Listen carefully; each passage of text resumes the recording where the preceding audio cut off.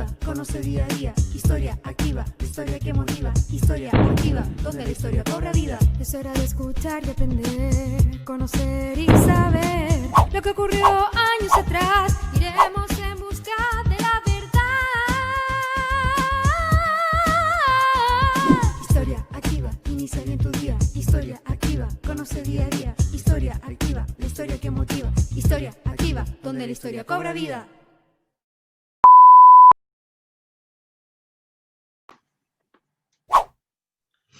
Hola, ¿qué tal? Buenas tardes. Nos encontramos en un nuevo capítulo de Activando la Historia, proyecto Historia Activa de nuestro querido Colegio Inglés Católico de La Serena, el programa número 14, con un invitado especial que ya voy a presentar, sin antes saludar, obviamente, a los apoderados, alumnos, profesores que pueden estar viendo en este momento este programa.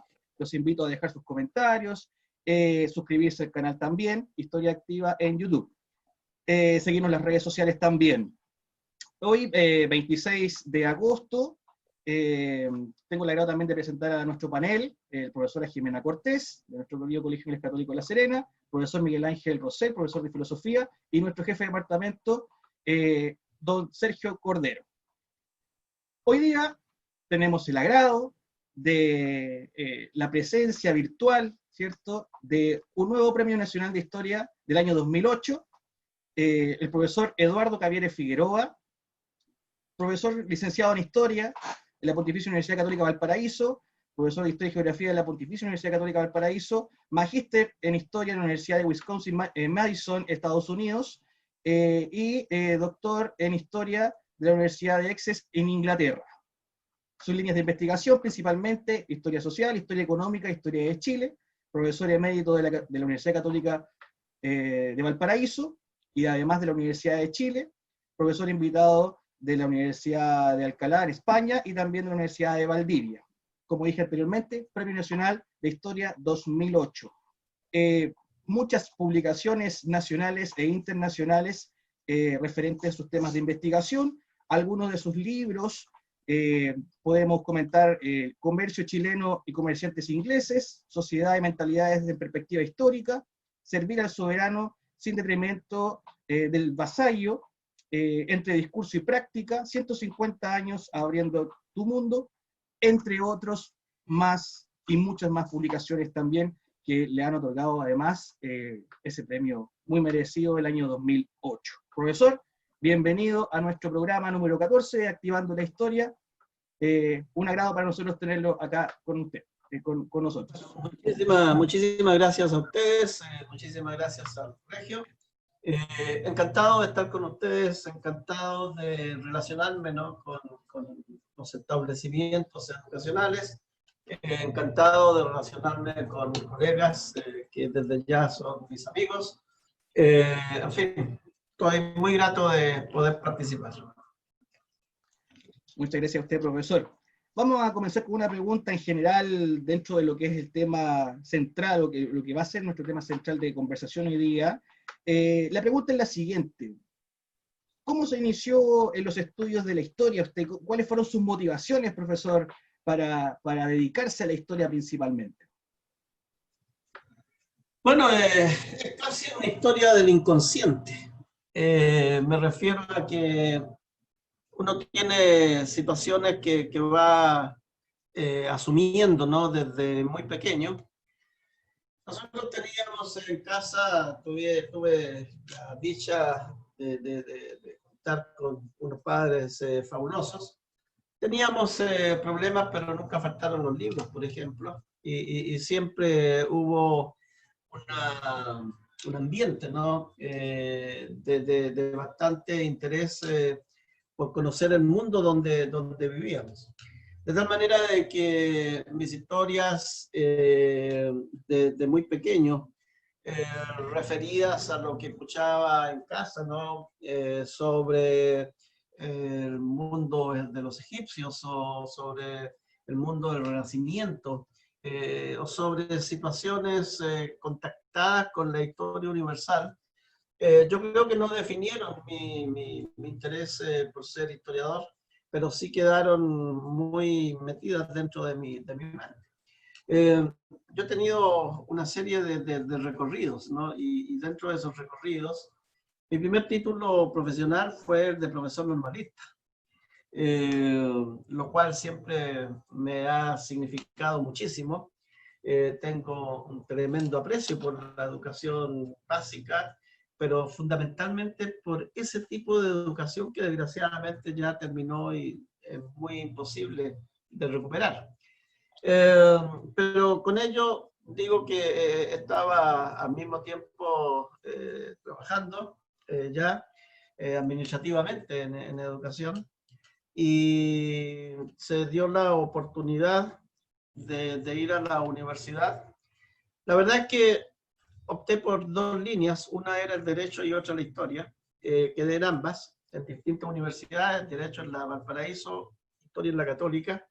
Yo creo que fue una reacción muy natural de donde vino este inconsciente del cual hablo, que me hizo, sin dudar, ¿no? Partir hacia la historia y no hacia el derecho.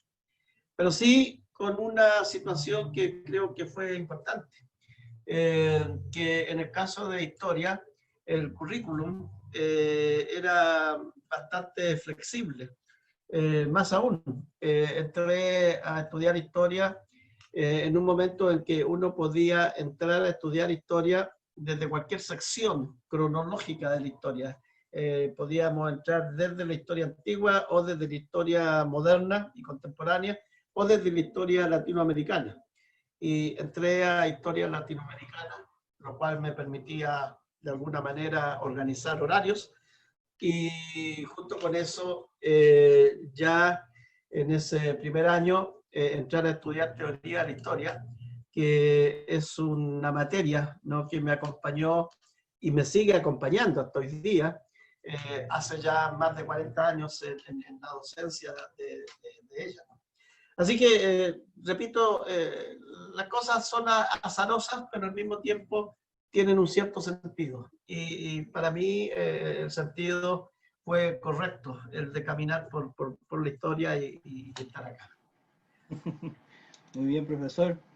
Esa misma motivación nosotros también la queremos inculcar en algunos chicos que les gusta un poquito la historia y tratar de que sigan el camino del, por lo menos la humanidad, es cierto, de la investigación. Así que ese también es uno de los objetivos de este programa, de acercar también la academia, la investigación a los chiquillos. De nuestro proyecto hay alumnos desde quinto básico hasta tercero o cuarto medio. Sí. Y obviamente dentro de las clases de historia también se promueve. Profesor, entrando al tema ya de... Un alcance a lo que ¿sí? acabas de decir, muy preciso y muy corto, ¿no? Yo creo que es hoy día, que hay dos cosas muy importantes hoy día, relativas al mundo estudiantil de básica y de media.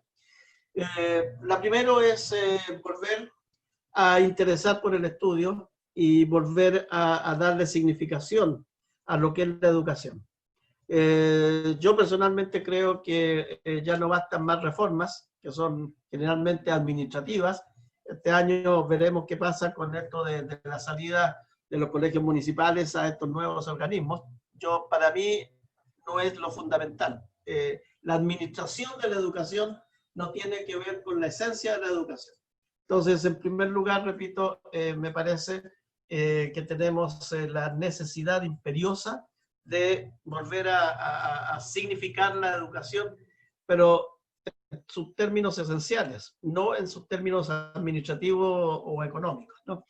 Y en segundo lugar, dentro de esta educación, cuando se discute y se habla de educación cívica y se piensa que la educación cívica debe estar en tercero o cuarto humanidades, yo digo la educación cívica debe estar desde el kinder, ¿no? Desde el kinder en adelante. Y en esa educación cívica, por supuesto, no se trata de enseñar solamente deberes y derechos, sino que fundamentalmente se trata de enseñar la valoración, la autovaloración del individuo, más bien de la persona y de su grupo.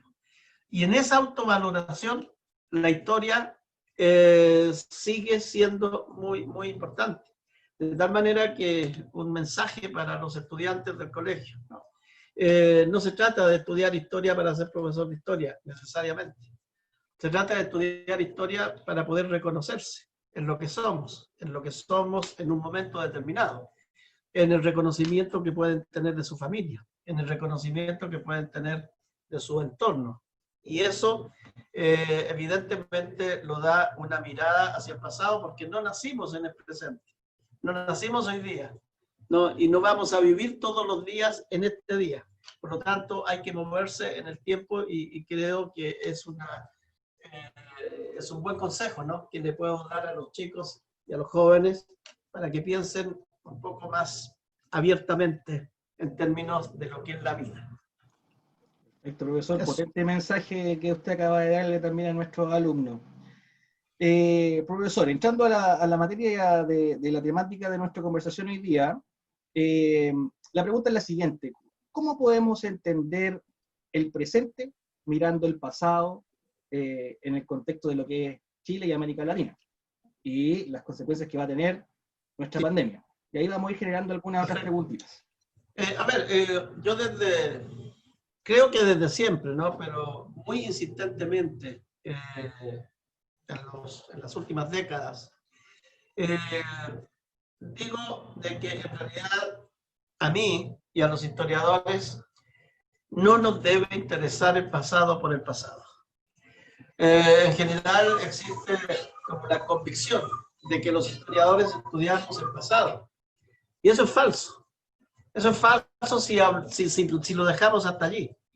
Es efectivo que estudiamos el pasado, pero no para entender o para vivir en el pasado. Nosotros vivimos en el presente. De tal manera que nos interesa el pasado solamente en términos de función del presente. Y lo que el pasado puede decirnos para intentar comprender el presente. Nuestro problema es el presente, no es el pasado. No lo vamos a cambiar, lo podemos significar o resignificar o ver desde otras perspectivas, pero ahí está. En cambio, nuestro problema existencial, histórico existencial, es cómo entender lo que está pasando. En el cómo entender lo que está pasando hay mucho que viene de atrás, pero también hay circunstancias y hay situaciones que se introducen, no siempre conscientemente, no siempre lo entendemos perfectamente, pero que se introducen, ¿no es cierto?, en esta situación. Entonces, respecto a ello, insisto, yo creo que la primera, diríamos, afirmación que puedo hacer es que me interesa el pasado, pero en términos del presente. Y que, por lo tanto, mi problema es entender de cómo hemos llegado a este presente, cómo lo estamos sufriendo, cómo lo estamos experimentando, y que podemos pensar acerca de lo que viene. Doy dos ejemplos en términos concretos, ¿no?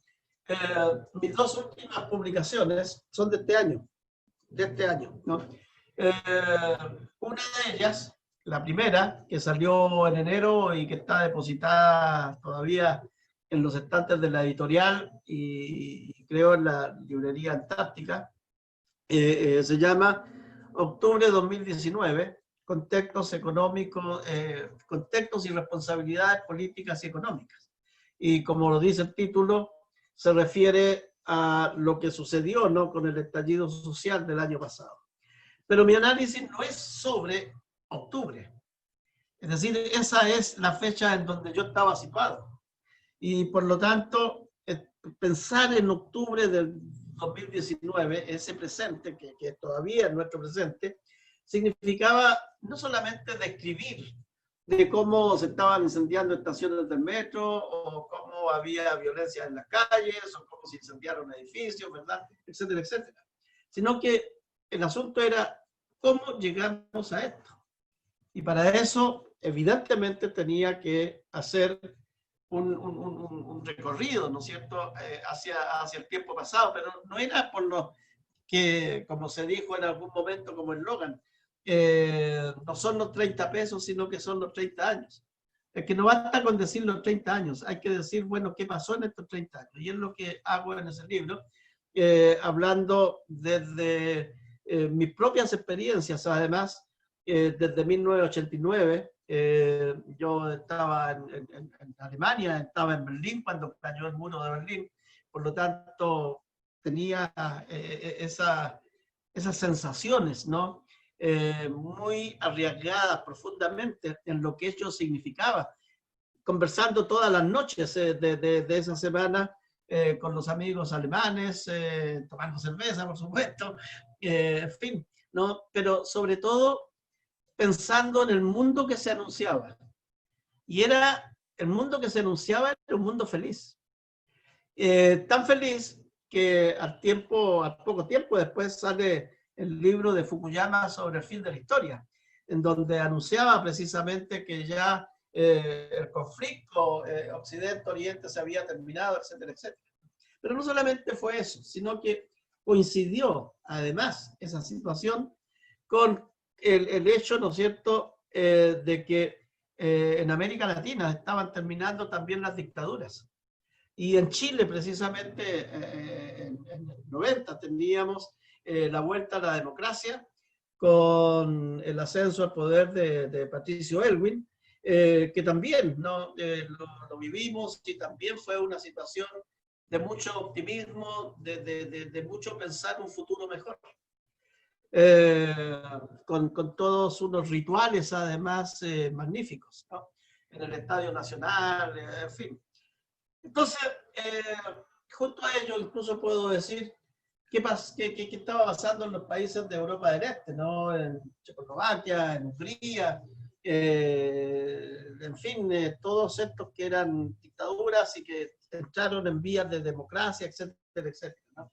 Triunfó el neoliberalismo, es parte de la historia, es parte de ese pasado. Y eso cambió, distorsionó todos estos proyectos, todas estas, diríamos, bienaventuranzas, ¿no? que venían y que comenzaban a ser aceptadas por todos lados, ¿no? Bueno, mi pregunta, por lo tanto, cuando analizaba, incluso lo analizaba desde mi propio hogar, aquí en Valparaíso, lo que estaba sucediendo en esa semana de octubre, ¿no es cierto?, cuando surge la protesta social. Mi pregunta era, no ¿qué está pasando?, sino mi pregunta fue, ¿qué estuvo pasando que llegamos a esto? Porque evidentemente, en ese pasado del cual estoy explicando, la visión general era una visión totalmente diferente. Además, claro, aquí hubo mucha violencia aquí en Chile y toda esta situación, pero también la hubo en Bolivia, también la hubo en Ecuador, también la hubo en Colombia, un poco menos en Perú, es decir, en América Latina. Y también esto venía precedido por una serie de manifestaciones de nuevos movimientos sociales que parten con la primavera egipcia en el 2011, si mal no recuerdo, y que terminan en el 2014 con todas estas marchas de los indignados en España, que todo ello, ¿no es cierto?, ya era una olla a presión en términos de que lo que se había señalado y lo que se pensaba que podía suceder no había sucedido. Entonces, lo que digo es que no basta con decir qué está pasando en este momento, sino que la pregunta es cómo es que hemos llegado a este punto y por qué están pasando estas cosas si nos prometimos anteriormente hacer otra cosa. Y entonces, por lo tanto, ¿quién desvió el camino? ¿Quién se equivocó? ¿Qué es lo que no se hizo? Porque efectivamente, en el caso de los chilenos, hablamos mucho de lo que se hizo en defensa de los que efectivamente tomaron el gobierno durante los últimos 30 años. Que tuvieron éxito, sí, muchos, pero también hay que reconocer lo que no se hizo, porque a veces lo que no se hace en la historia es más fuerte y más importante que lo que se hace. Resumo. Bueno, muy rápidamente, el otro libro que está en imprenta en este momento se llama 2020 y tiene que ver con la pandemia. Pero tiene que ver también con lo que se ha dicho mucho, ahora un poco menos, ¿no? Pero lo que se ha dicho mucho en marzo-abril. Cuando salgamos de la pandemia vamos a hacer otro mundo, vamos a ser diferentes. Y no es cierto, yo no creo que sea cierto.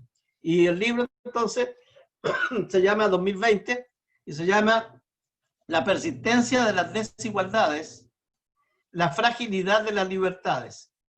Yo creo que eso es lo que estamos jugándonos. No vamos a hacer desaparecer las desigualdades por mucho que queramos. Pero más aún, lo que estamos haciendo es debilitar nuestras libertades en todo el mundo. Y para eso entonces, para poder llegar a decir esto, evidentemente no puedo estar pensando en lo que está sucediendo hoy día. Tengo que pensar desde mucho atrás. Y en este caso, en el libro del 2020, en verdad pienso de las desigualdades, a lo menos desde los movimientos milenaristas de la Edad Media, y todo lo que ha sucedido con todas las otras promesas de la Revolución Gloriosa Inglesa, de la Revolución Francesa, del liberalismo del siglo XIX, no sé, del estado de bienestar de mediados del siglo XX, de los socialismos reales, de la Unión Soviética, en fin, etcétera, etcétera, etcétera. Y todo me dice de que no hemos terminado con las desigualdades y que no vamos a terminar con las desigualdades después de esta pandemia. Posiblemente desaparecerán algunas, pero vendrán otras. Y por lo tanto, en la síntesis es, ¿qué hacemos hoy día, en el presente, teniendo en cuenta estas experiencias acumuladas, como para al menos no caer en mayores desigualdades y al mismo tiempo volver a caer en menos libertades? Porque eso sí que significaría un retroceso tremendo en la historia. Dime. Sí. Profesor, bueno, primero me encantó lo que dijo, que un profesor normalista, pues mi padre era el profesor normalista. Mi padre estudió en la escuela normal Núñez de Santiago y mi madre en la escuela normal de Copiapó. ¿Ya? Bueno, profesor, sí, bueno, de acuerdo a lo que usted nos está planteando, ¿no es cierto?, en que finalmente no tenemos que preguntarnos qué va a pasar, sino que, es decir, que estas desigualdades, estas crisis, ¿no es cierto?, pueden continuar en América Latina, pero que también, ¿qué no se hizo bien en el pasado? Que finalmente no se logró resolver los problemas de fondo. Y de acuerdo a lo que usted plantea, los distintos proyectos políticos finalmente no fueron capaces de darnos una solución o darnos una respuesta a las grandes demandas dentro de la América Latina, ¿ya? Y eso fue, ¿no es cierto?, finalmente el factor fundamental que nos ha llevado ahora con la pandemia a ver que vamos a salir finalmente mucho más heridos. Una cantidad, yo veía los índices, por ejemplo, del Fondo Monetario Internacional, y que señalaba que América Latina va a tener 45 millones, ¿no es cierto?, de pobres, va a tener un crecimiento con suerte, si no tenemos un segundo rebrote, del 2% o 3% del crecimiento. Si los gobiernos de las distintas corrientes políticas en América Latina no son capaces de poder dar una respuesta efectiva a las demandas sociales que van a ser cada vez más fuertes, realmente no tendríamos un futuro muy promisorio. De acuerdo a lo que usted obviamente está trabajando, ha ido investigando, ¿cuál cree usted que serían las realidades que tendríamos que vivir a futuro, aludiendo, ¿no es cierto?, a todas estas consecuencias de la pandemia, a toda esta herencia que traemos de nuestro pasado de situaciones no resueltas? ¿Cuáles vendrían a ser los grandes desafíos que tienen, primero, los gobiernos actualmente en América Latina, que nosotros vemos que están todos muy complicados, desde, ¿no es cierto?, el gobierno en Chile, en Argentina, lo vemos en el Brasil, lo vemos en México, bueno, en distintos lugares de América Latina? Primera cosa, ¿cuáles son los grandes desafíos que tienen los gobiernos? Y en segundo lugar, me gustaría que usted nos pudiese dar su apreciación, su visión, ¿no es cierto?, científica, de cómo piensa usted que cambiarán los ejes, es decir, hacia dónde van a tender estos ejes geopolíticos y llamémosles también ideológicos. ¿Piensa usted que ese eje va a ser, ¿no es cierto?, como lo está haciendo Europa, posiblemente hacia un conservadurismo nacionalista en algunos casos, o bien un fortalecimiento de las corrientes más intensas, digamos, de la izquierda en América Latina?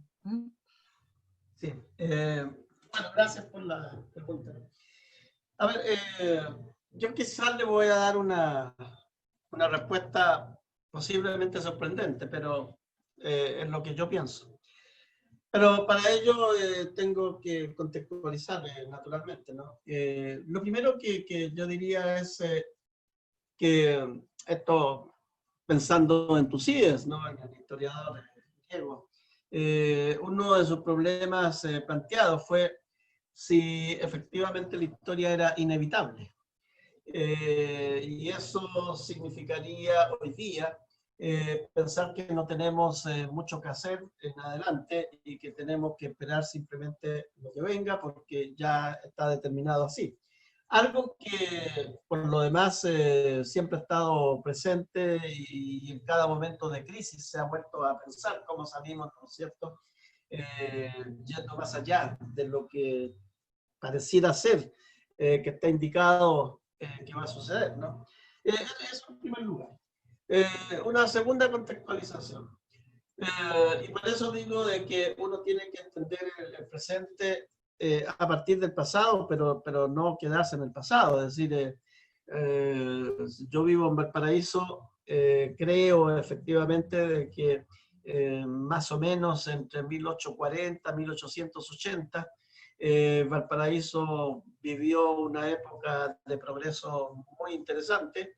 A lo largo de mi propia experiencia, creo que todavía en los años 1960, 1970, Valparaíso era mucho más de lo que es hoy día, pero no pretendería por eso volver al pasado, no, no porque conozco ese periodo, no pretendería, oye, volvámonos a reconstruir todos los edificios que se han incendiado por diversas razones y hagámoslos exactamente igual, ¿no? Que en 1960, etcétera, etcétera. ¿Qué es lo que pasa con América Latina en términos generales? América Latina, a diferencia de lo que dicen nuestros gobiernos, todos los gobiernos de América Latina, que después de 1980 y el triunfo del liberalismo, neoliberalismo, como quieran llamarle, se captaron las autoridades de decir, miren, estamos entrando, ¿no?, a formar parte de la economía mundo, y lo cual es absolutamente falso. Siempre hemos estado en la economía mundo, siempre, desde la colonia y desde allí en adelante en nuestra transición, no hacia nuestros gobiernos republicanos y hacia nuestra vida republicana, siempre seguimos determinados por una situación de mercado mundial, ¿no? Y ello significa, por lo tanto, que América Latina, en sus diferentes expresiones, han sido economías exportadoras de materias primas y, por lo tanto, dependientes de lo que sucede y de las demandas por esas materias primas que se van originando en las sociedades y en los mercados más desarrollados. Bueno, esa situación en los años 1960 acá se veía a través de la teoría de la dependencia como absolutamente determinante y como aquello que indudablemente nos había sumergido, ¿no?, en la pobreza, en el subdesarrollo, etcétera, etcétera. Lo cual es cierto en un grado bastante importante. Pero en ese análisis de la teoría de la dependencia, no se observaron o no se quisieron observar de que igualmente dentro de ese modelo, ¿no?, de exportaciones, han habido momentos, han habido décadas en América Latina, en Chile también, en donde efectivamente el crecimiento económico ha sido notable. Y que bien en cada una de esas oportunidades pudieron darse condiciones mucho mejores para efectivamente poder desarrollar, ¿no?, nuestras sociedades. ¿Qué es lo que pasó? Se ocuparon los crecimientos económicos en diversos momentos por diversos proyectos, con diversas responsabilidades gubernamentales, pero nunca, en definitiva, una parte consistente, una parte importante de esos incrementos, de ese crecimiento económico, pasó a circular dentro de la sociedad, nunca pasó efectivamente a una redistribución que hubiese transformado una parte importante de los sectores sociales, ¿no? Que componen nuestros países. Entonces, hace 10, 20 años atrás, se pensaba mucho en esto de las décadas perdidas de América Latina, que no son unas, son muchas, ¿no? Las décadas perdidas, o por la oligarquía, o por gobiernos irresponsables, populistas. Basta pensar, no quiero pensar hacia el norte, pero basta pensar en Argentina. Argentina era la octava economía mundial más importante en los años 40, 50, ¿no? ¿Qué es Argentina hoy día? No estoy criticando malamente a la sociedad argentina, estoy diciendo qué es lo que pasó realmente. Bueno, ¿qué es lo que pasó con nuestro crecimiento de los años 1990, que llegó en un momento determinado a un crecimiento anual de 7 y tanto % de crecimiento económico, 7 y tanto, 7, 8%, creo, en los tiempos de Frei Ruiz-Tagle, ¿no? ¿Qué es lo que pasó con ese crecimiento? Hubo más televisores, más autos en las calles, más barrios, etcétera, más consumo, más crédito, etcétera, etcétera. Pero no hubo una transformación esencial, ¿no?, de la sociedad. Y llego entonces al presente, y esto para toda América Latina. Hoy día es muy común decir que toda nuestra situación ha sido marcada por la pandemia, por el coronavirus. Y yo creo que no solamente para América Latina, sino que también para Europa, también para qué hablar de África, también para extensos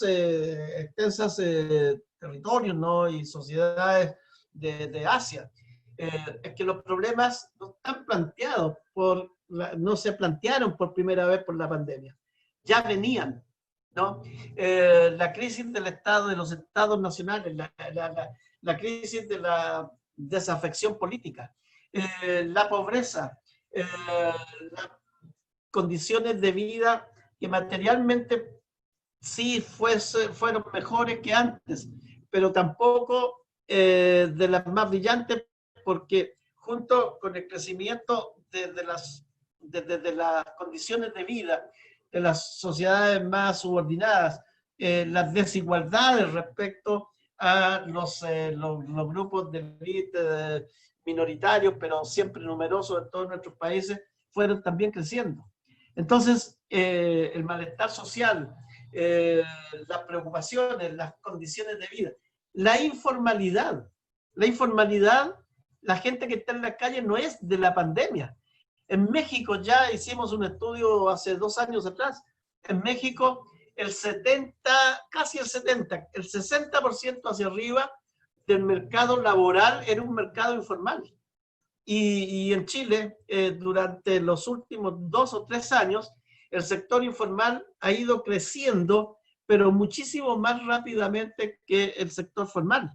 Entonces, repito, la pregunta es, ¿todos estos pesares que tenemos son propios y son consecuencia directa de la pandemia? Sí, los han agravado, sí, los han hecho visibles, pero en general esto es resultado de lo que venía sucediendo. Digo, y esto posiblemente me significan, pero siempre me pueden significar algo al contrario, pero siempre lo digo, ¿no? Yo entendí lo que dijo Mañalich cuando dijo de que no conocía lo que estaba sucediendo en los barrios más pobres de Santiago. ¿Saben por qué lo entendí? Porque nuestro discurso oficial, y en esto yo creo que todos los grupos políticos están metidos en el mismo encajonamiento.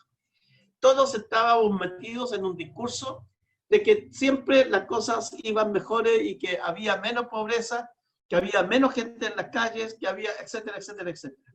Cuando yo comencé a ver las noticias de la pandemia y los periodistas se fueron a las poblaciones más marginales de Santiago, a los campamentos, de verdad que yo tampoco lo podía creer, porque entonces dije, bueno, yo estaba engañado. No era así. La pobreza no surge en de un mes a otro. La pobreza es un problema estructural. Y Chile, como América Latina, sigue siendo un país muy pobre. Hay que pensar en lo que estamos viendo sobre Perú. Es que es tremendo, son 30.000 muertos. ¿no? Y todas las poblaciones indígenas, etc. Bueno, no quiero dejar de lado la última parte de la pregunta, a partir de todo esto. Yo creo, y en esto puede ser lo sorprendente, a mí me preocupa, o sea, me preocupa menos lo que pueden hacer los gobiernos. Lo digo así. Me preocupa menos lo que pueden hacer los partidos políticos. En Chile los partidos políticos hoy día no salen del 2-3% de apreciación de la gente. Pero los partidos políticos siguen dominando toda la vida nacional. En estos 2 meses nos vamos a olvidar de la epidemia, nos vamos a olvidar de la pobreza, nos vamos a olvidar de que hay casi 2,5 millones de gente sin trabajo. Nos vamos a olvidar de todas esas cosas porque vamos a estar todos pensando solamente en la gran panacea que puede ser el aprobar la reforma constitucional.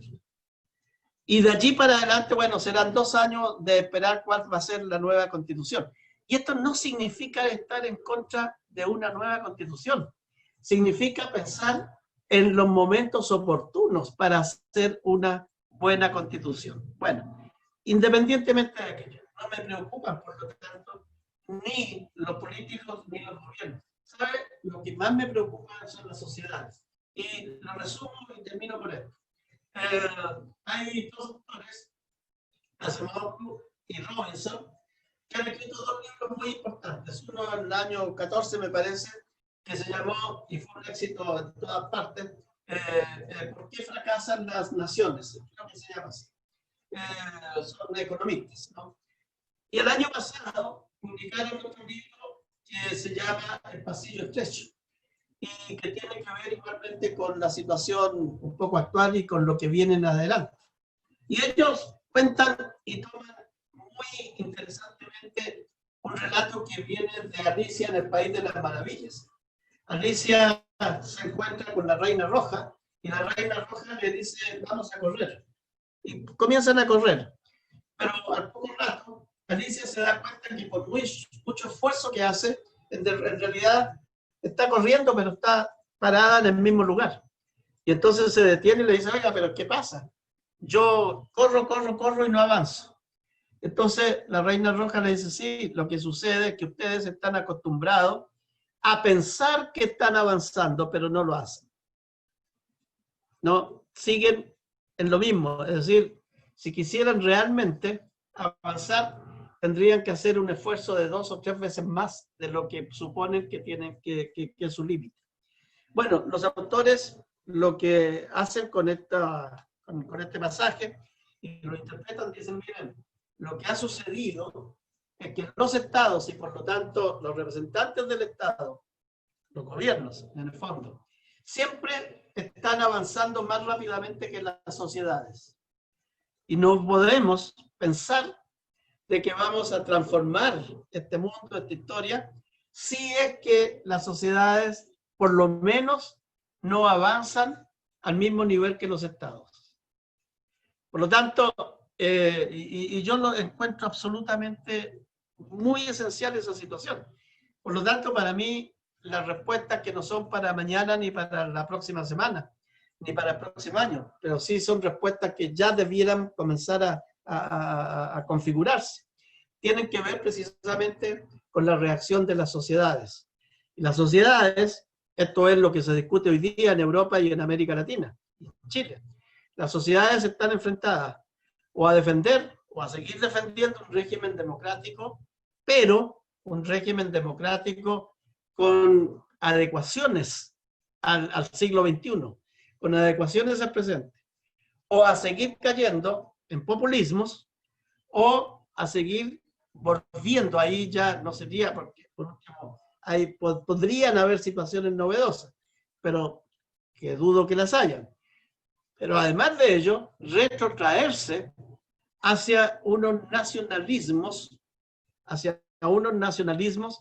peligrosos desde todos los puntos de vista, no solamente por xenofobia frente al diferente, sino que porque alientan evidentemente el conflicto, alientan, ¿verdad?, la diferencia, etcétera, etcétera.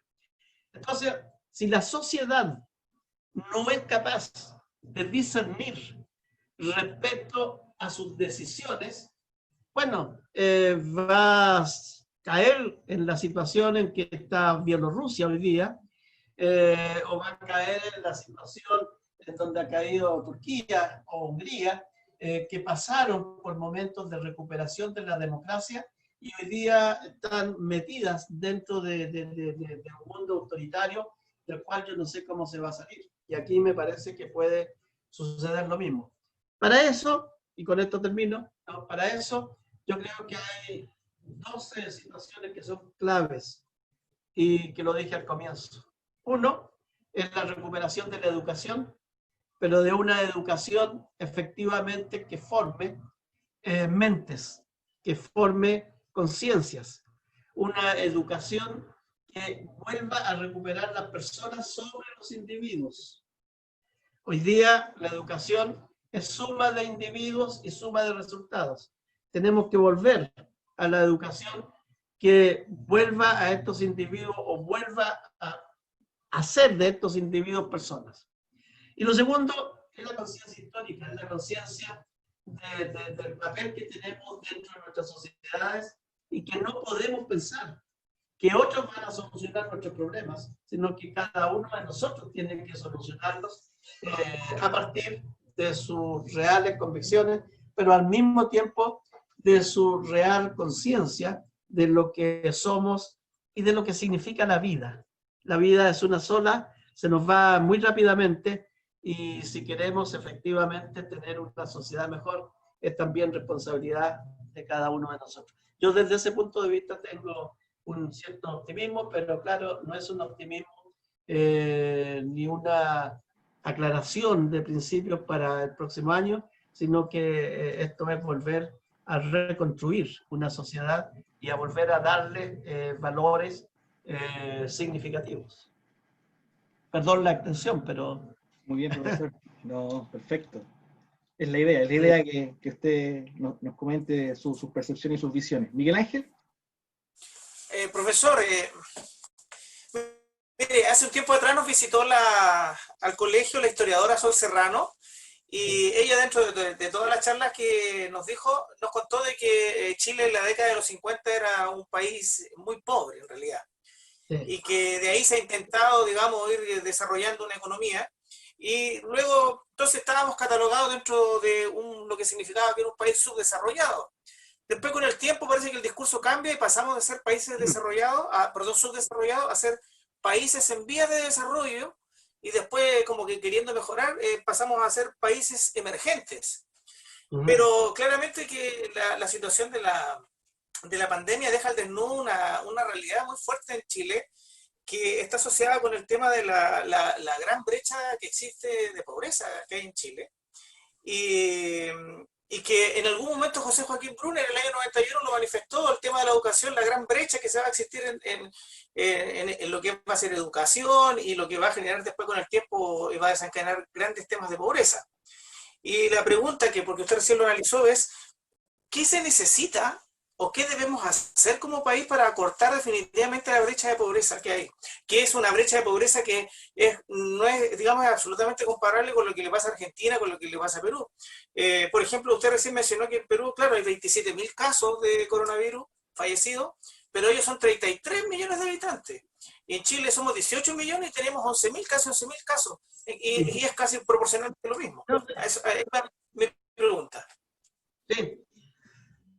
A ver, sí, efectivamente, ahora, yo también pienso, ¿no? En los años 50 se escribió el gran libro Jorge Ahumada, que se llamó precisamente En vez de la pobreza, y que en ese momento hablaba de la sociedad dual.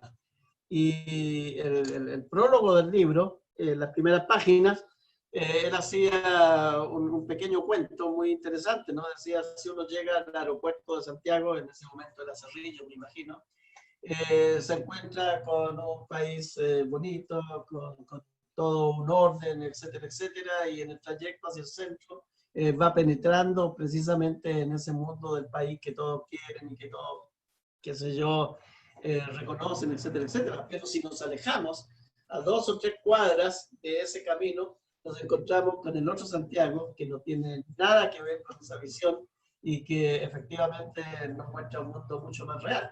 Bueno, lo que estaba señalando Jorge Ahumada ahí no era solamente Santiago, era también Buenos Aires, era también Río de Janeiro, era también Lima, era también todas las capitales, Ciudad de México, etc., ¿no? Se pensaba en ese momento América Latina como una sociedad dual, ¿no?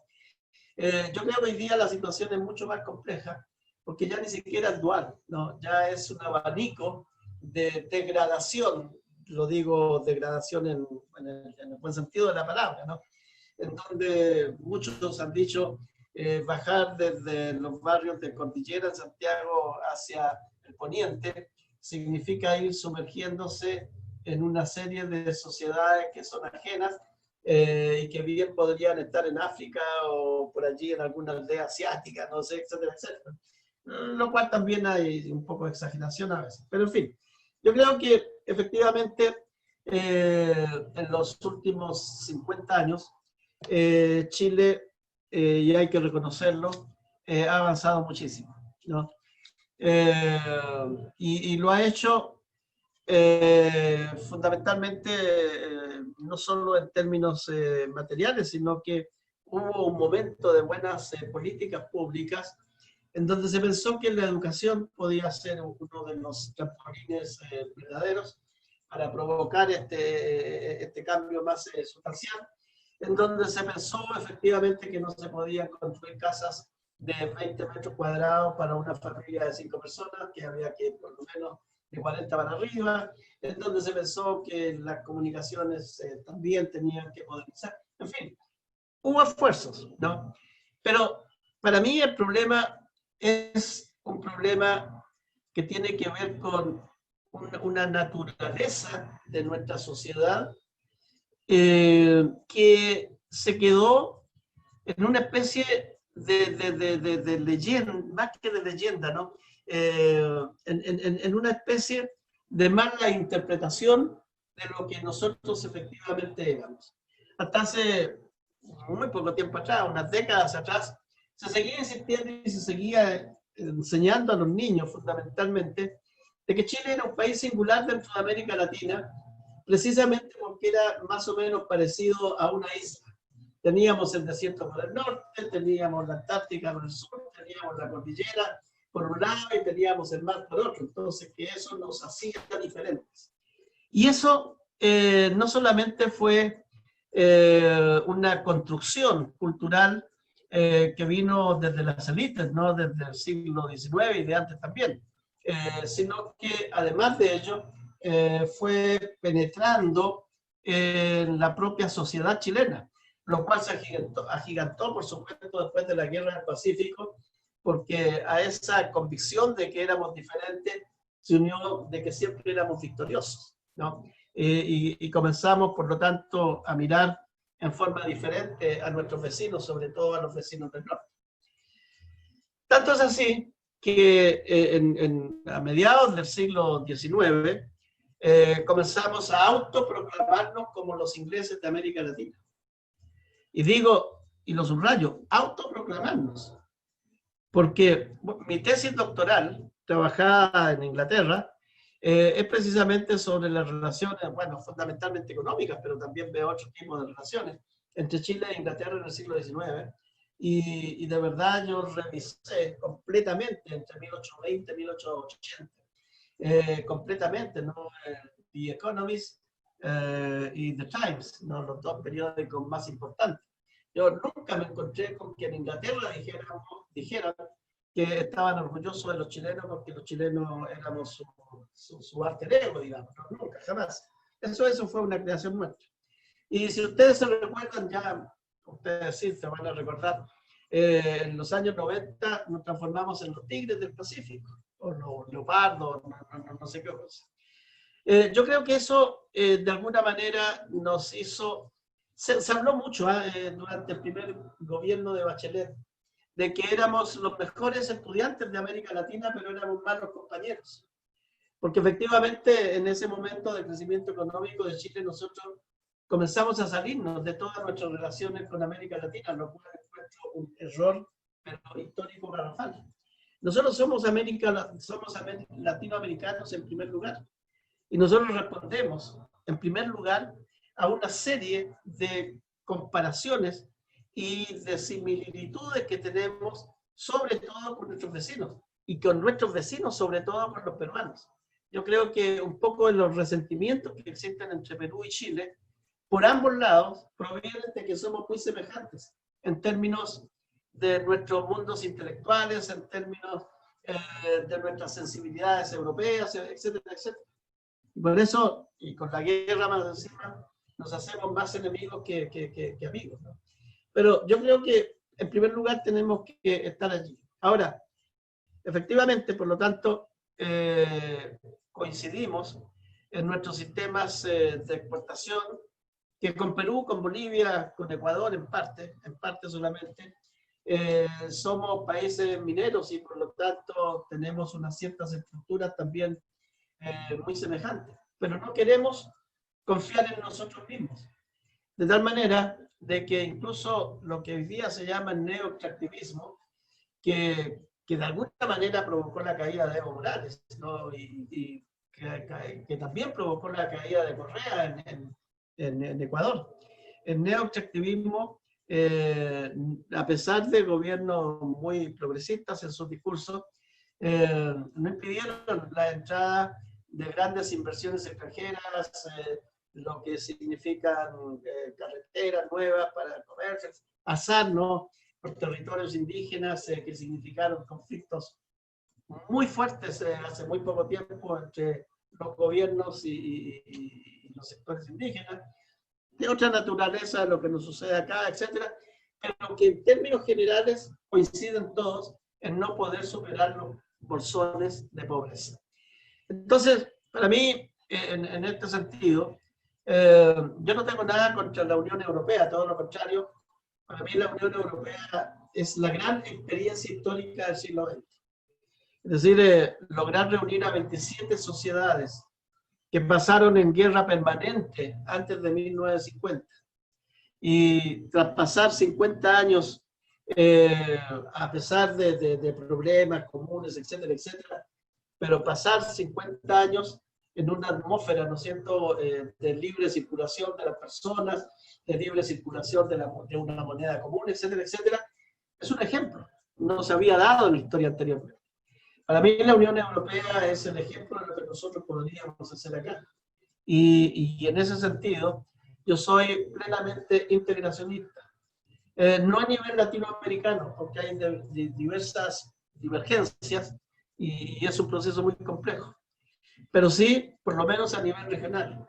Yo creo que Chile, con Perú, con Bolivia, con Ecuador incluso, podría tener pero un muchísimo mejor futuro, con muchas mejores condiciones económicas para sus trabajadores, para sus poblaciones, para sus sociedades, ¿no? Que seguir actuando aisladamente, vendiendo el mismo producto a China, compitiendo en los mismos mercados con las mismas cosas, ¿no? Creo que una de nuestras oportunidades son precisamente las que nos pueden ofrecer una integración mayor, que no tiene que ser puramente militar, que no tiene que ser puramente económica, que no tiene que ser puramente gubernamental o diplomática. Tiene que ser de sociedades, ¿no? Fíjense ustedes, hablando de estos bolsones de pobreza, es decir, yo creo que si ustedes vieron, también tienen que haber experimentado más de alguna pena, ¿no? De haber visualizado a esos cientos de bolivianos que permanecieron en Santiago en la calle durante noches, porque nadie les quería solucionar el problema, no tenían dónde vivir. Los habían expulsado de las habitaciones donde vivían, querían volver a Bolivia, en Bolivia no los recibían siendo bolivianos, de acá las autoridades decían, mire, a mí me gustaría ayudarlos, pero ¿cómo lo hacemos?, ¿no? Bueno, esa es pobreza dura, esa es pobreza dura. Una pobreza dura que al mismo tiempo también estaba en Santiago, que también está en los cerros de Valparaíso, en los cerros de Viña del Mar, Coquimbo, me imagino, etcétera, etcétera. Entonces, y termino con esto. Pienso nuevamente que cuando se habló con tanto orgullo de lo que estábamos haciendo. Y todavía se sigue hablando, ¿eh? Fíjense ustedes que se dice, miren, y esto lo dicen autoridades de oposición y autoridades de gobierno. Pasada la pandemia, dada nuestra situación, van a volver a llegar migrantes de todas partes de América Latina. Yo no lo sé, no lo sé. No hemos solucionado el problema del trabajo de los trabajadores chilenos y ya estamos pensando en cuántos miles de personas van a llegar de afuera. No lo sé. Y vuelvo a repetir, y esto, por favor, está bien, yo respeto a todos los que están en educación en este momento y a todos los que están insertos dentro de lo que es, repito, la administración de la educación. Pero no comparto en nada los diagnósticos sí los puedo hacer, pero las soluciones que dan. Porque las soluciones siguen siendo soluciones administrativas y soluciones económicas. Pero no hay, en ningún momento, no hay un planteamiento respecto a lo que debe ser la educación en el siglo XXI. Y una de las cosas que me preocupó en su momento, en octubre del año pasado, es, por ejemplo, saber el tremendo número en octubre, no por la pandemia, en octubre, el tremendo número de gente que ha desertado de la educación, tanto en educación básica como en educación media. Pero es un porcentaje, me parece que supera el 15%, una cosa de ahí para arriba, ¿no? Eso significa que para esos jóvenes, a esos niños, a esos jóvenes, la educación ha vuelto a no significar nada.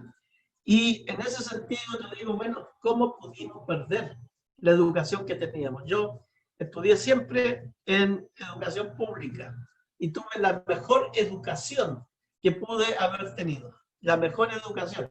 Y yo reconozco, no al Estado chileno, sino que reconozco a mis profesores, que en ese momento estaban en la educación pública.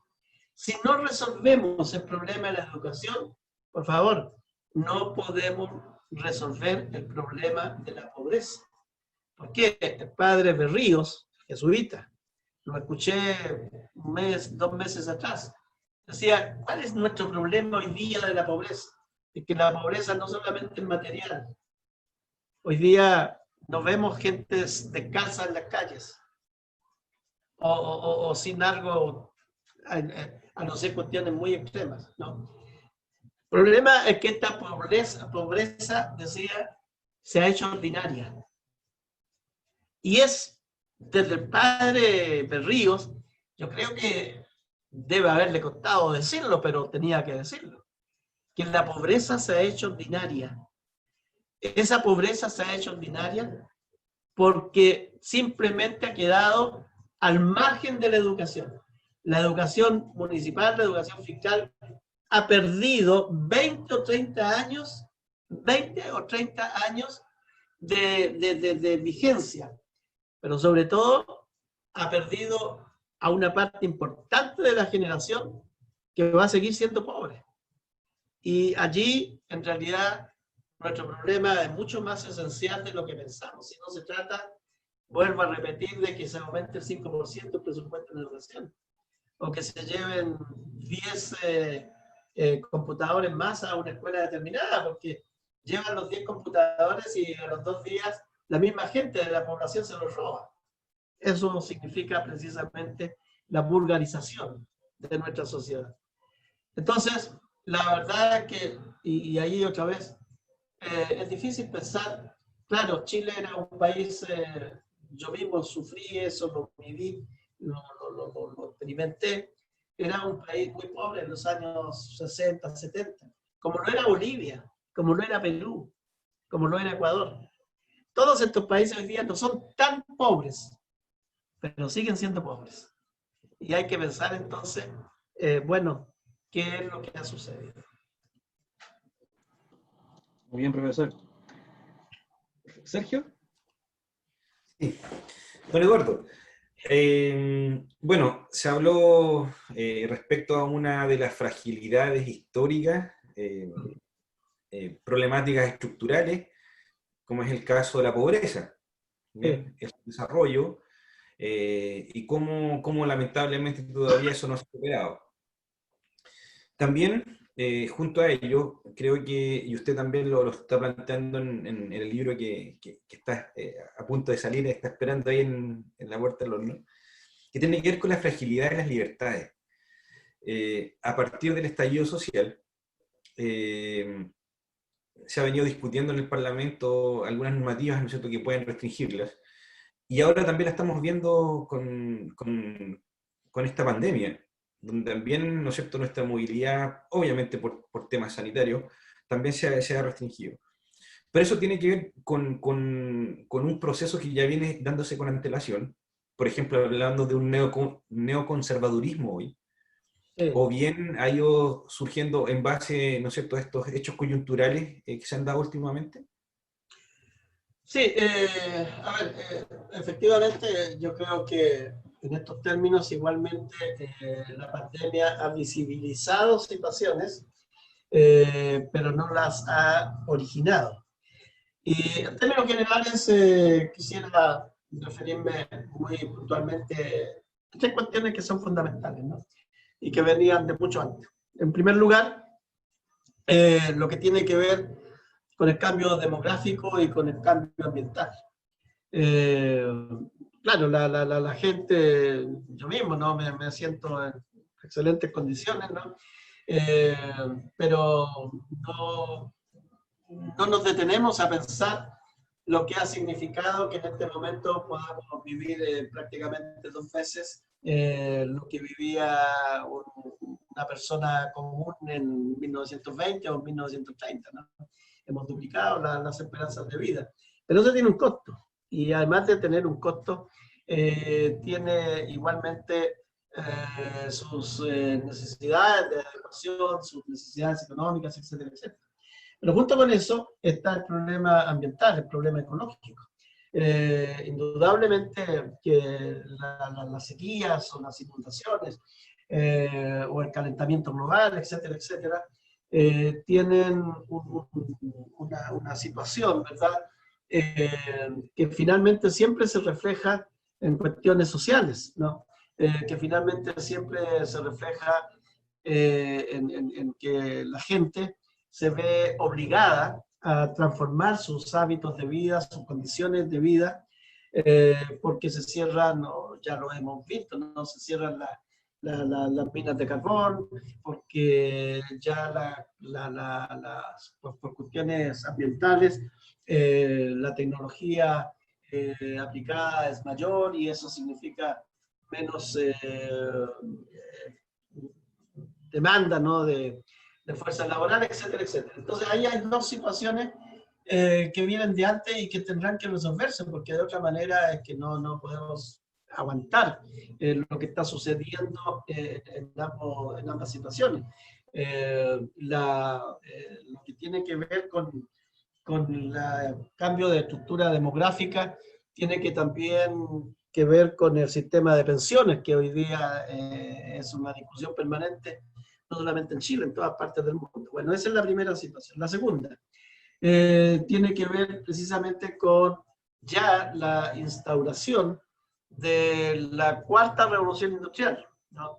Que es la revolución tecnológica, que significa de que cada vez más las grandes empresas que se caracterizaban por tener miles y miles de operarios en todas partes del mundo, hoy día reducen drásticamente todo aquello porque la máquina reemplaza en forma, comillas, más eficiente y a menor costo la fuerza de mano de obra. Y eso significa que hoy día, por ejemplo, en todas partes, también ya en Chile, se esté hablando del salario mínimo común, ¿no? Que no va a significar de que un trabajador o un ex trabajador vaya a tener 600.000 pesos en Chile mensualmente. Posiblemente eso signifique 200.000, ¿no? O no sé, pero que no va a significar grandes cantidades por todo un periodo de etapa, etcétera, etcétera. Pero la tecnología Y en ese sentido, nosotros mismos, las mismas sociedades se han ido entregando a la tecnología. Un joven, incluso un niño, no se contenta ya con tener un celular de hace 2 años atrás. Quiere tener el celular de ahora, que salió ahora, y presiona por tenerlo, y no sé qué pasa ahí a nivel de las relaciones familiares, pero que terminan comprándoselo y ahí está, ¿verdad? Etcétera, etcétera. Es decir, cada vez una situación más dependiente de la tecnología, aprovechándola cuando se es niño, cuando se es joven, pero sin pensar que esa misma tecnología va a operar en contra de esa persona cuando ésta tenga que entrar al mundo laboral o cuando quiera efectivamente independizarse, etcétera, etcétera. Ahora, esas dos situaciones son situaciones que están todavía a nuestro alcance de poder entenderla, de poder comprenderla, pero que atentan de todas maneras en contra de nuestras posibilidades de eliminar la pobreza en términos estructurales, ¿no? Y atentan porque ni los gobiernos, ni el empresariado, ni la propia sociedad se ponen de acuerdo como para conciliar los intereses de cada cual y a partir de ello hacer una distribución más equitativa respecto a las posibilidades, ¿no es cierto?, que tiene la tecnología, que por lo demás la tecnología no es la causante de los problemas sociales, es cómo utilizamos la tecnología la que nos causa aquello. Bueno, repito, esos dos elementos los podemos, o sea, debieran ser motivo de nuestras preocupaciones más inmediatas y debiéramos estar de alguna manera discutiendo en esos términos. Pero hay una tercera situación, y esa tercera situación no está ajena a nosotros, pero no estamos preparados de ninguna manera para entenderla o para enfrentarla. Esa tercera situación es la inteligencia artificial, pero no me refiero a la inteligencia artificial desde el punto de vista solamente de la máquina. Me refiero a la inteligencia artificial desde el punto de vista de la neurociencia, que es fundamental, la neurociencia. En Chile hoy día deben haber 3, 4 anillos dentro de las universidades con grandes recursos estatales trabajando en neurociencia. Y uno puede decir, claro, la neurociencia es buena porque nos va a permitir, ¿no es cierto?, que si tenemos algún problema cerebral, bueno, nos llevarán al hospital y a lo mejor nos pueden operar y nos salvan la vida. Sí, en parte. Pero para eso están los neurólogos. Es que la neurociencia no solamente está preocupada del cerebro, que es diferente a la mente. La mente es un producto del cerebro. Pero la mente no es una cuestión física. Pero la mente es la que nos lleva a desarrollar nuestros comportamientos, nuestras actitudes, ¿no? La mente es lo que nos hace reconocer o lo que nos hace tomar decisiones, voluntarias, involuntarias, lo que sea. ¿Qué es lo que se está diciendo hoy día? Y eso está mucho más cerca en los países industrializados. A raíz de la pandemia, ¿no? Se dice, bueno, por ejemplo, aquí hoy día, todos los días discutimos acerca de la trazabilidad, ¿no es cierto? La trazabilidad de la pandemia. Si una persona se contagió, entonces necesitamos interrogarla para saber con quién se juntó, dónde se juntó, en qué circunstancias, etcétera, etcétera, y de allí comenzar a hacer todo un testeo, que es un testeo muy largo, muy complicado, y además bastante, diríamos, inexacto en muchos sentidos, ¿no? Bueno, frente a ello, ¿no es cierto?, se dice, mire, pero es mucho más fácil de que cada individuo tenga un chip incorporado, ¿no es cierto?, no sé, subcutáneamente, de tal manera, y eso es posible ya de hacerlo, de tal manera de que en una central se pueda perfectamente saber cuál es la temperatura que tiene, si tiene alguna infección urinaria o en la sangre, etcétera, etcétera. Es decir, se podrían reconocer rápidamente sus signos vitales. Bueno, la neurobiología y todos estos nuevos sismos de la ciencia están en ello, ¿no? Pero además de esto, qué sé yo, escritores muy importantes, filósofos muy importantes, han denunciado cómo en China, por ejemplo, hay, no sé si millones, creo que sí, millones de radares y de focos, ¿no es cierto?, en las calles, que son capaces de no solamente sacar fotografía de las personas que están pasando allí, sino que además de ver sus características personales, como el calor de los ojos, como, no sé, el largo de la nariz, de un reconocimiento facial completo.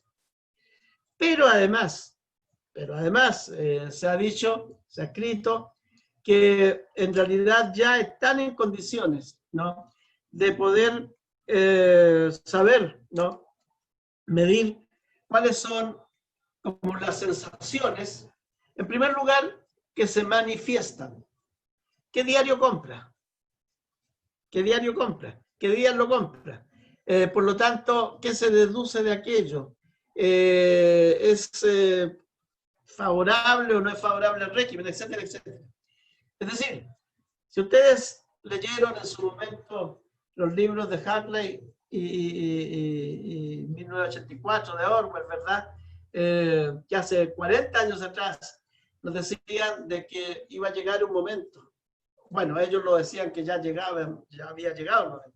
Que nos decían que iba a llegar el momento en que uno tendría que pensar, o inmediatamente que nazco, me meten un chip por el cual de alguna manera determinan mi comportamiento, mis sentimientos, etcétera, etcétera, para crearme un mundo feliz, porque aceptaré todo lo que venga en mi vida porque ya estoy preparado para eso, previamente, pero sin capacidad de discernir si me gusta o no me gusta.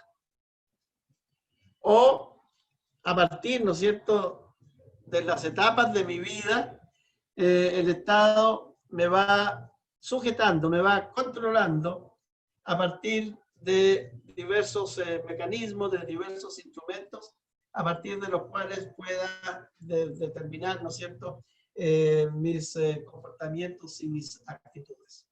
Bueno, eso es evidentemente una situación que todavía se ve lejana, pero que se está preparando, pero que ya está en funcionamiento.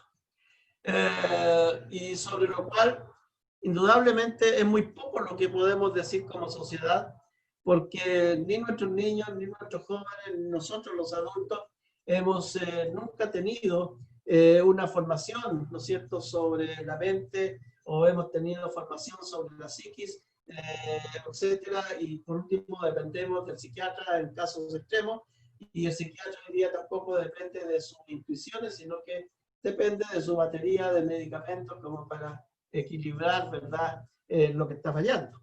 Entonces, pero es una situación que está presente. Y lo que sí que se manifiesta es lo que voy a señalar, y que tiene que ver con esto de la sociedad y el Estado. Se manifiesta en que los políticos, los grandes políticos, no cualquiera que esté en el Congreso hoy día, no, estoy hablando de los grandes políticos, saben utilizar todos estos centros de diagnóstico, de estadísticas, de percepciones colectivas, de percepciones ciudadanas, para saber cómo la gente hoy día está escuchando los diversos mensajes con los cuales quieren llegar a ellos. Y desde ese punto de vista es evidente que estos problemas que habíamos hablado un rato atrás, ¿no?, del populismo, del nuevo nacionalismo, etcétera, cada vez más tienen mayores mecanismos como para llegar con el mensaje apropiado, sabiendo que ese mensaje apropiado va a ser bien recepcionado.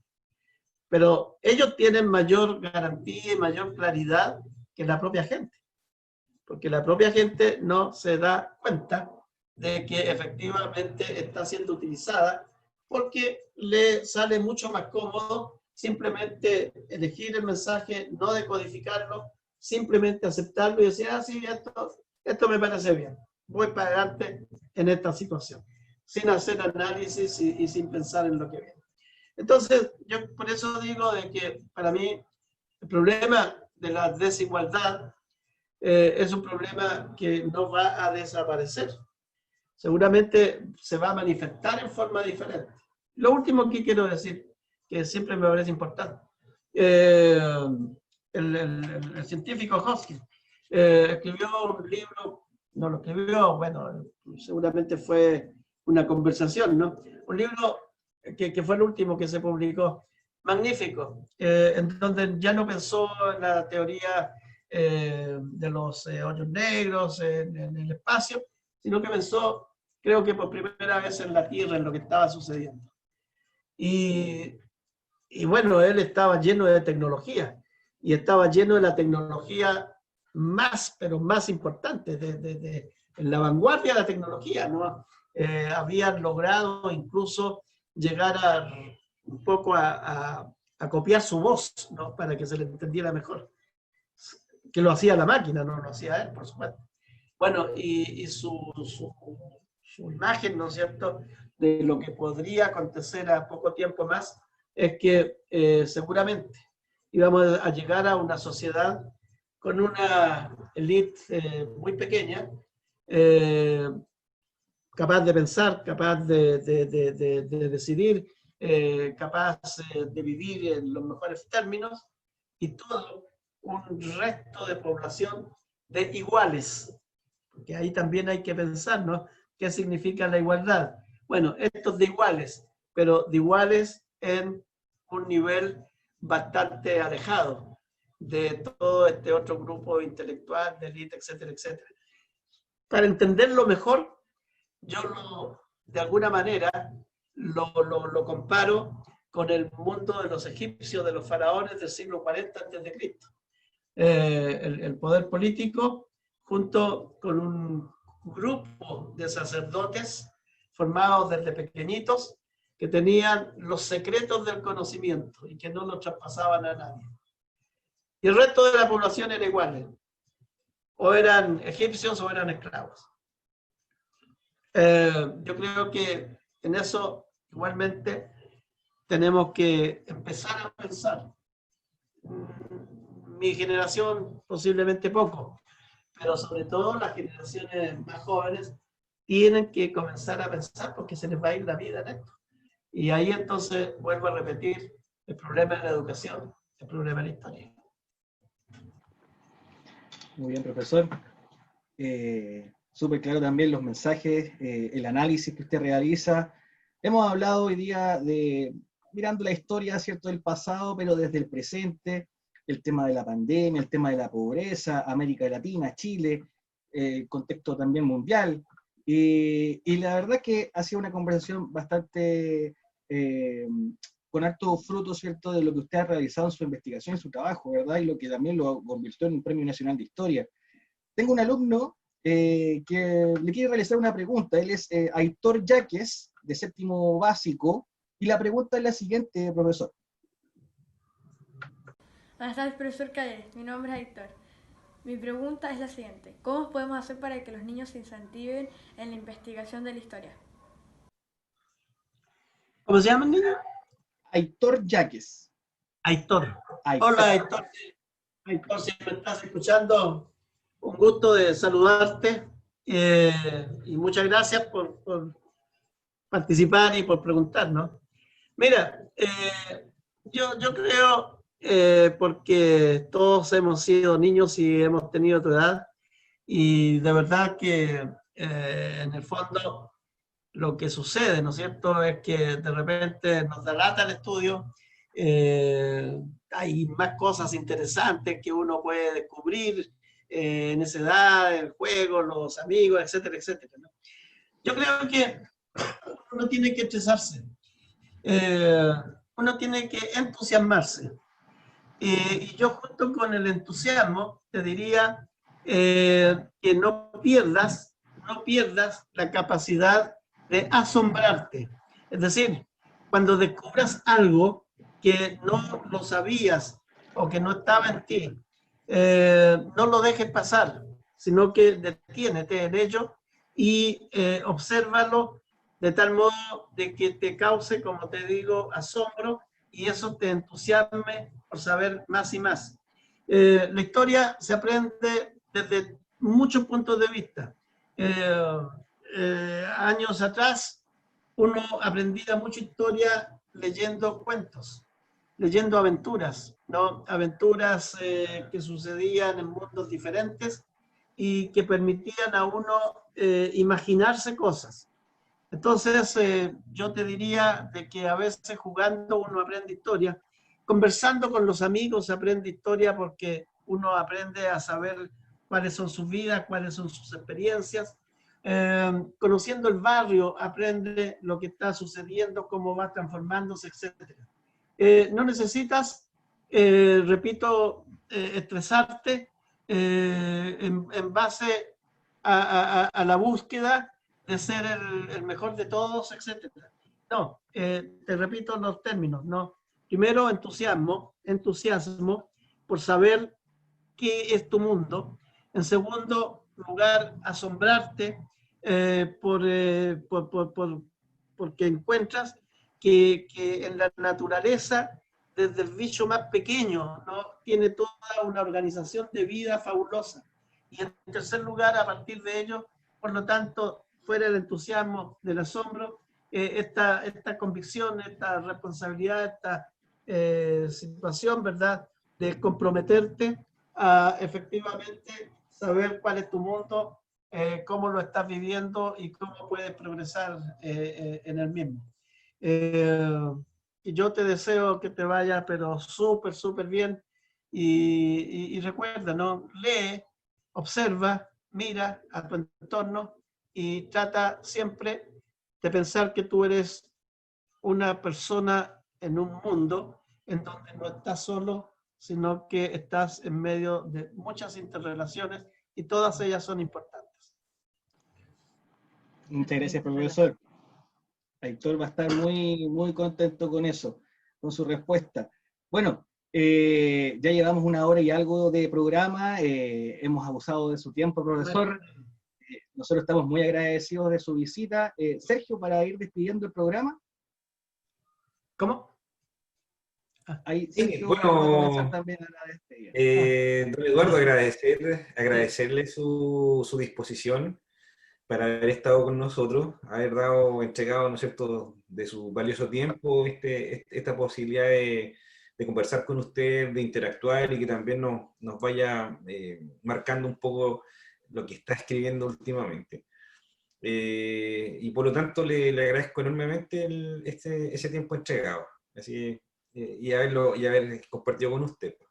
Sí, no se preocupen por los agradecimientos, porque de verdad, como les dije al comienzo, encantado de estar con ustedes y ahora puedo decirles encantado de haber estado con ustedes, ¿no?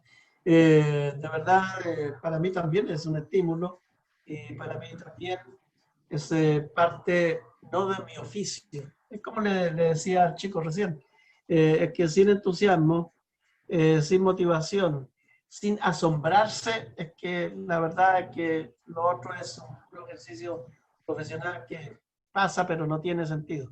Para mí es sentido y créanme que cada una de sus preguntas no solamente me entusiasma, sino que también me asombran porque me hacen pensar en alguna idea quizás que no había pensado, que le escribo para seguir pensando, etc.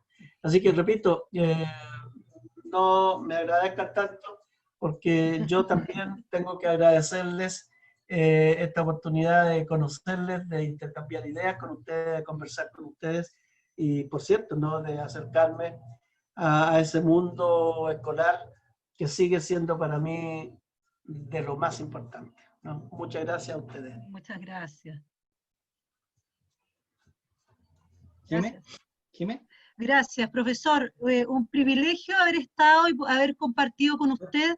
Muchas gracias por su mensaje, muy didáctico, se nota su escuela de origen, vocacional de profesor normalista, y muchas gracias por la palabra que nos da en educación, porque es tan importante en un momento en que creo que así como estamos aprendiendo esta pandemia, hemos aprendido a valorar la educación y también a los profesores, porque, claro, estamos en la actividad remota, pero los profesores en el aula, ese contacto con nuestros estudiantes, esto mismo de poder estar con usted y a lo mejor el día de mañana, no sé, próximo año, puede, ¿no es cierto?, estar con nosotros presencial, eso se valora. Así que muchas gracias y, ¿no es cierto?, y gracias por sus mensajes, ¿ya? Y por su tiempo también. Saludos a tu papá. Bueno, mis padres ya no están, pero están en mi alma, en mi corazón. ¿Ah? Sí, son antiguos profesores. Gracias, profesor, muchas gracias. Gracias. Miguel Ángel. Profesor, oiga, muchas gracias por compartir su experiencia, su pedagogía y obviamente su experticia con nosotros, que siempre obviamente nos ayuda a crecer, a entender un poco más la historia y también a transmitírsela aquí a los apoderados y a los alumnos de nuestro colegio y de nuestro canal. Así que muchísimas gracias, profesor. Gracias a ustedes. Cuídese, que esté bien. Así despedimos entonces nuestro programa número 14 con el Premio Nacional de Historia 2008, el profesor Eduardo Cavieres Figueroa, quien nos contó y nos habló también sobre esta mirada hacia atrás, ¿cierto?, de la historia, pero para utilizarla en el presente, saber por qué de las cosas, buscar esas preguntas que a veces nos llevan a la investigación. No olvidar, bueno, tengo que enviar saludos también a la gente que está aquí en el chat, ¿cierto?, los que nos están viendo hoy día, profesores, alumnos, apoderados, las familias que siempre nos están viendo los días miércoles, y dejar los invitados también para el día sábado, 29 de agosto, para el programa con la historiadora Verónica Valdivia, quien va a estar con nosotros a las 7 de la tarde el día sábado también compartiendo sobre el periodo de los 3 tercios. Así que nos encontramos el sábado y luego después vienen muchos programas más, así que a estar atentos a las redes sociales. Tendremos también programas con alumnos, apoderados, con historiadores, así que eso también es muy importante que lo sepan. Profesor. Una cosa pequeña, ¿no? Mis saludos también al colegio, a los apoderados, pero en particular a los niños y a los jóvenes que me puedan escuchar en los días siguientes. A ellos un saludo muy especial. No se debiliten en su pensamiento respecto al valor de la educación. Aprovechenla y salgan adelante y que les vaya, pero muy, muy bien en la vida, no solamente hoy día. Así que saludos a todos ellos. Muchas gracias, profesor. No olvidar suscribirse al canal y a seguir las redes sociales. Nos vemos. Hasta el próximo programa. Chao, chao. Chao, chao.